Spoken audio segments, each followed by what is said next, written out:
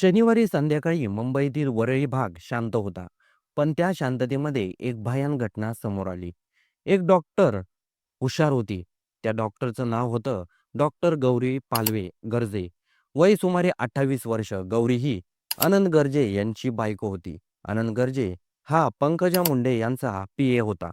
आनंद गर्जे आणि गौरी गर्जे लग्न करून काही महिन्यापूर्वीच त्यांचं लग्न पार पडलं होतं. या दोघांचं लग्न 7 फेब्रुवारी 2025 रोजी पार पडलं होतं. या लग्नांमध्ये राजकीय नेते, मंत्री उपस्थित होते. नव्या जीवनाची सुरुवात, आनंदाचा वेध. लग्नानंतर गौरी आणि आनंद हे यांनी एकत्र जीवन सुरू केलं. पण काही दिवसातच आनंद आणि गौरी यांच्यामध्ये भांडणं सुरू झाली. भांडणाचं कारण म्हणजे आनंद यांचं बाहेर प्रेम प्रकरण होतं. कारण हे प्रकरण सगळं गौरीला समजलं होतं. त्यावरूनच दोघांमध्ये वाद होऊ लागले. गौरीला आपल्या वडिलांना या गोष्टी सगळ्या काही सांगितल्या होत्या. त्याचबरोबर गौरीला आनंद जे काही स्क्रीनशॉट त्याच्या वडिलांना पाठवले होते, तेव्हापासून गौरी आणि आनंदमध्ये भांडणं सुरू झाली होती.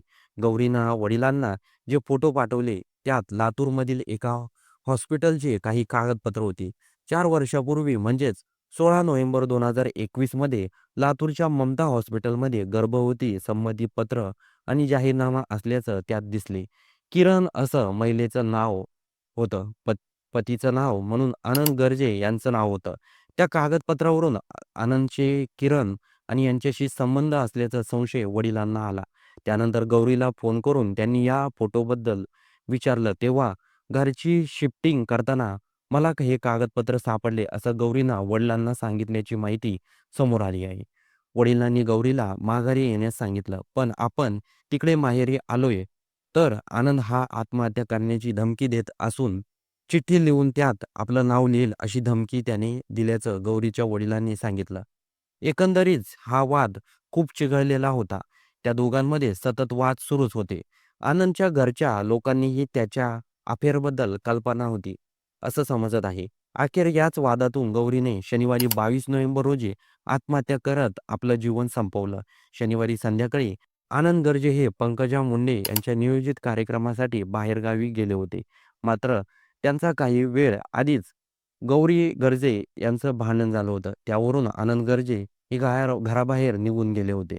त्यांची गाडी कॉन्स्टल रोडवर असतानाच आनंद गर्जे हे गौरीशी बोलण्यासाठी तिला फोन करत होते.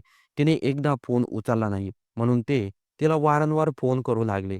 पण गौरी याने काही प्रतिसाद दिला नाही, फोनही उचलला नाही. त्यामुळे आनंद यांच्या मनात शंकेची पाल चुकचुकली आणि त्यांनी गाडी पुन्हा घराच्या दिशेने वळवली. त्यानंतर ते घरी जाऊन बेल वाजवू लागले, दार ठोकू लागले. पण कोणताही प्रतिसाद आला नाही. दार उघडलं नाही. आतमधून कोणताच आवाज नाही. काही प्रतिक्रिया नाही आल्या कळल्याने अखेर आनंद यांनी घराच्या खिडकीतून डोकावून पाहिलं आणि त्यांच्या पायाखालची जमीन सरकली. समोर त्यांची पत्नी गौरी ही गळफास घेतलेल्या अवस्थेत त्यांना आढळली आणि त्यांनी हादराच बसला. सामाजिक कार्यकर्त्या अंजली दामनिया यांनी सांगितलं आहे, की गौरीच्या हातात अचानक काही कागद आले होते. त्यावर एक महिलेचं गर्भपात केला होता. त्यात नवऱ्याच्या नावाखाली आनंद गर्जे यांचं नाव होतं. ही माहिती गौरीने आपल्या आई-वडिलांना दिली होती आणि नंतर वाद सुरू झाले. कुटुंबाच्या तक्रारीनुसार गौरीनं अनेकदा सांगितलं, की तिला घरात मारहाण होते. तिला मानसिक त्रास होत आहे. एक दिवस कुटुंबाने भेट दिली होती. तेव्हा गौरीच्या चेहऱ्यावर जखमेचे चिन्ह होते. तिने कारण सांगितले नाही.